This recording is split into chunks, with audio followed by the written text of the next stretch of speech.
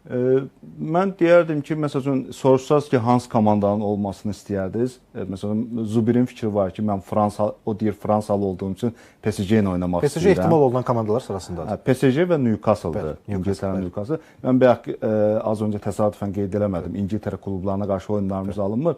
Ona görə də bəlkə də PSG Çempionlar Liqasının son qalibi olsa da, yəni Newcastle-ın mən İngiltərə futbolunun təmsilçisi olduğunu nəzərə alıb mən istəyərdim ki, PSG ilə düşək. Nəyə görə? Çünki PSG biraz, yəni Luis Enrique'dir baş məşqçisi, Barcelona, Kataloniya məktəbinin yetirməsidir və o Qarabağın oynadığı oyun üslubuna uyğun, yəni deyək ki, Barcelona'nın əvvəlki oyun üslubuna uyğun futbol nümayiş etdirir. Mən düşünürəm ki, Qarabağ belə komandalarla oyunlarda, hansı ki, daha çox hücuma meyilli, daha çox topla, yəni hava atletik futbolu yox, daha çox yerlə oynayan, yerlə oynayan komandalara qarşı daha yaxşı çıxış eləyə bilər.